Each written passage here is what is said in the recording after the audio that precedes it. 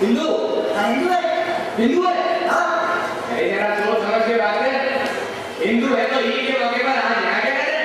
महाराज साहब क्या बोलते हैं मेरे बनाने के लिए? अरे कहा ये कैसा बोल रहे हो? अरे ईद के मौके पर गैर मुसलमानों का यहाँ क्या काम? महाराज साहब मजहब नहीं सिखाता आपस में बैर रखना। हिंदी है मतलब है हिंदुस्तान हमारा। अरे तो इस बात का ले लिया मुझे सिखा रहा मुझे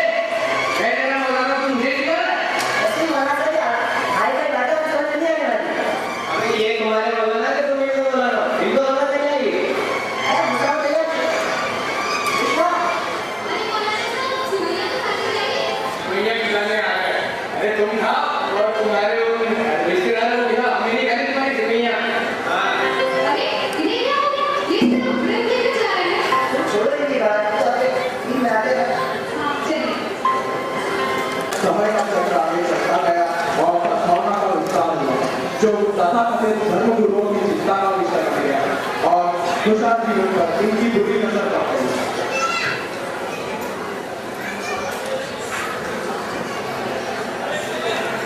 छी छी छी, क्या हो रहा है इस देश में?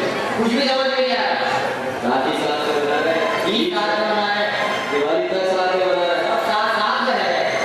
अरे हम जैसे लोगों की कोई इज्जत ही नहीं। बुराते उमर मुझसे कहता है पंडित जी कुछ चीज का ये बात है आपके समझ में नहीं आई।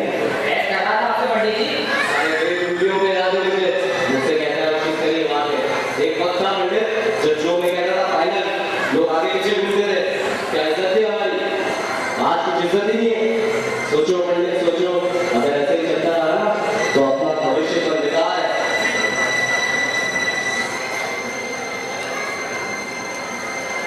एक आदमी पंडित जी, मुसीबत का हल। और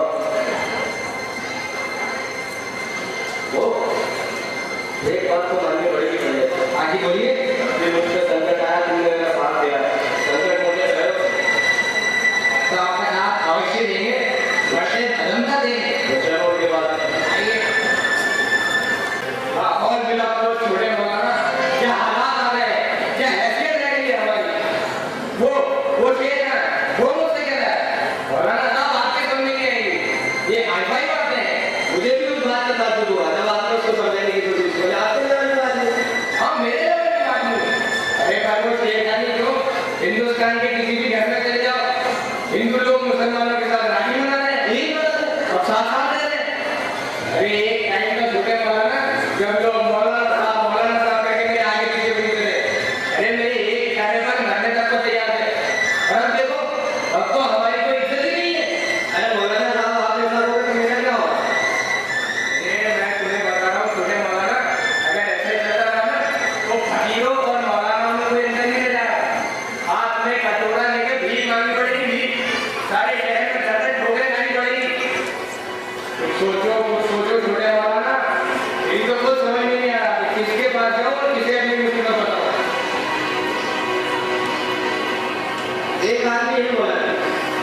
कौन?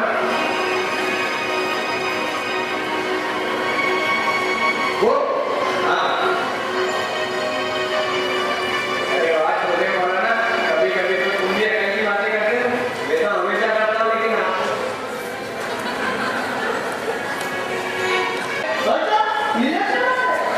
ये तो कुछ कर नहीं पाए। अरे नेताजी, चिंता का इलेक्शन तो आप नहीं करो। कहे क्या दादी के 5 साल कुछ बड़ा नहीं है, इलेक्शन जीती। अरे यार तुमने शर्त तो बड़ी जोरदार नहीं है। नेताजी में तो आपकी प्रतिनिधि में कमी हो। ये लो, मेरी नीति पे चल रहा है, टूटी नहीं है देश। कौन सी नीति है?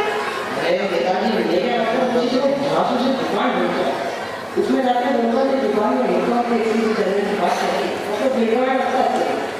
फिर वो क्या करना सोचा समझ जाता है। ये तो कुछ नहीं मेरे पास है भाई, सही कराती है। बताओ, लोगों को नाले से पानी नहीं है, इसके लिए शेर से ना। और अपना क्या करना? अरे नेताजी, अपने भी गाय खाते रहते हैं। मैं किराने वाले को दे देता हूँ और एक अपना ट्रक ले लेता हूँ।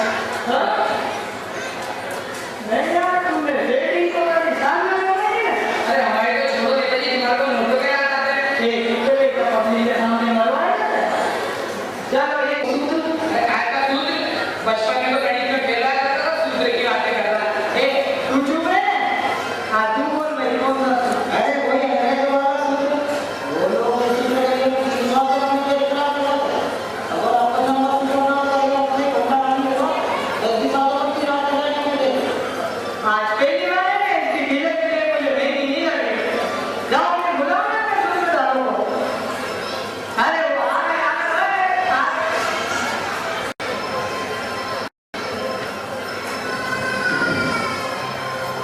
आपके पास क्या है?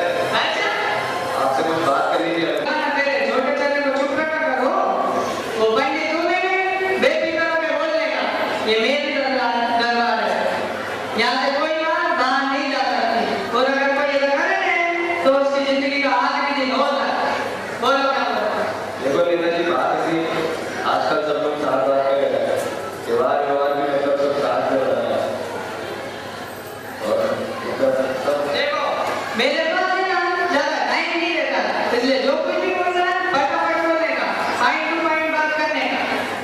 है, सब मिलजुल के रह रहे हैं। हम जैसे लोगों की कोई इज्जत नहीं रहे, ऐसे ही चलता रहा तो हमारा भविष्य बेकार है।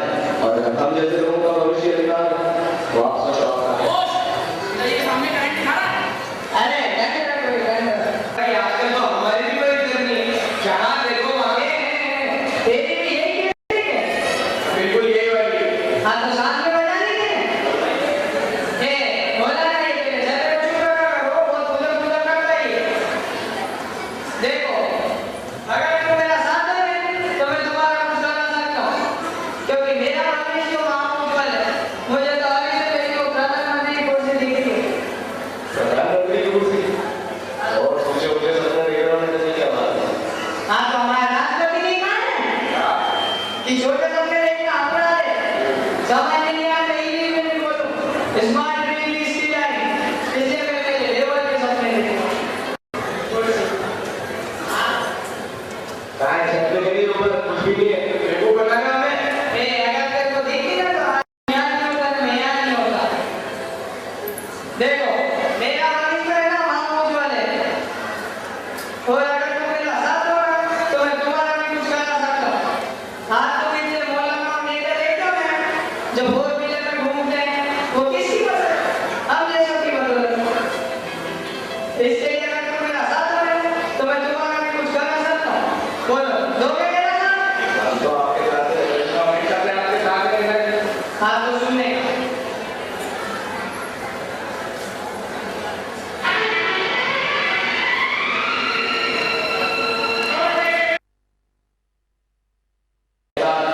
आया पानी लाए हो भी अब तैयार हो? तो चलो फिर, आयो। अरे लाहौर लाहौर आयो जल्दी करो। क्या हुआ वाला आप क्यों दिला रहे हो? तो पागल हो, दिमाग खराब नहीं दिला रहे हो। ये सब मुंह ढंग निकल आया है। ये लोग क्या करते हो लोगों ने? छोड़ नमाज हो गया है। सारी मस्जिद में नमाज कर दिया। अब इस मस्जिद में नमाज लगी नहीं हो सकती। इनके लेवल की बात है। अब तुम्हें समझ में आया किसके लेवल की बात है? हिंदुओं ने किया ये। क्यों?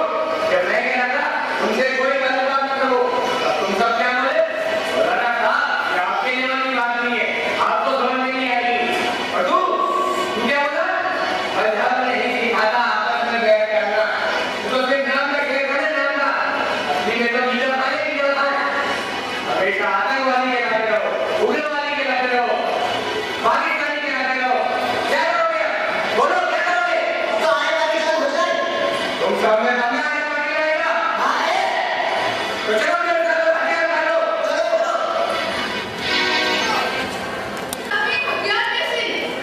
क्या कहती हो मानी? तुम्हें नहीं मालूम तुम लोगों ने हमारे साथ क्या किया है? आखिर हुआ क्या है? पूरी बात साफ साफ बताओ। अरे उन मुसलमान लोगों ने हमारे मंदिर के पास मांस काटना डाल दिया है। उन्होंने हमारी आस्था पर ठेस पहुंचाई है। अरे भाई गौ माता का अपमान हुआ है। तुम लोग के अंदर हाथ में तेरे रख देंगे, नहीं तुम्हारे साथ जवाब देंगे। हम चारों तरफ खून की नदियां बहा देंगे। हम सबको मार डालेंगे सबको। और डर क्या है? खबर दिखाएंगे। बस मेरे बहादुर समाज बम ना तो मुझे तुम पे क्या होता है इधर? बताओ क्या होता है इधर? दुनिया में ऐसा कौन सा धर्म है जो हिंसा और मार की शिक्षा देता है? बोलो।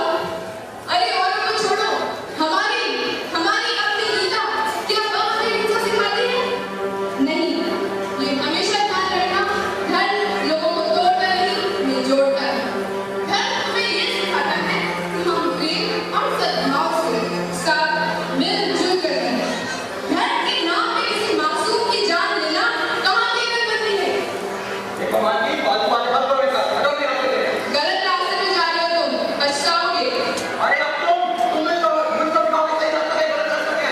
तुम क्या चाहती हो बेटा? मैं खुद नहीं बैठा हूँ। और आज मैं जा चुका हूँ। आज मैं धर्म की जान दे भी सकता हूँ, जान ले भी सकता हूँ।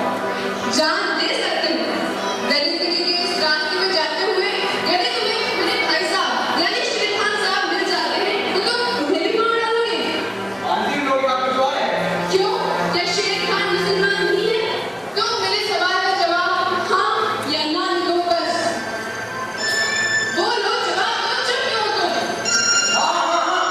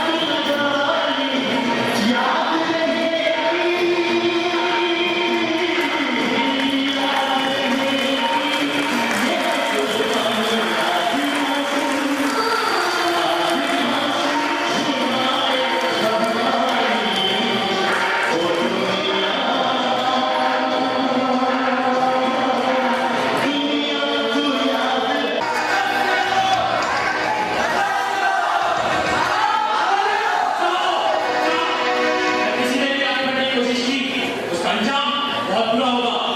लड़ने से पहले मेरी लाश बदल करना होगा।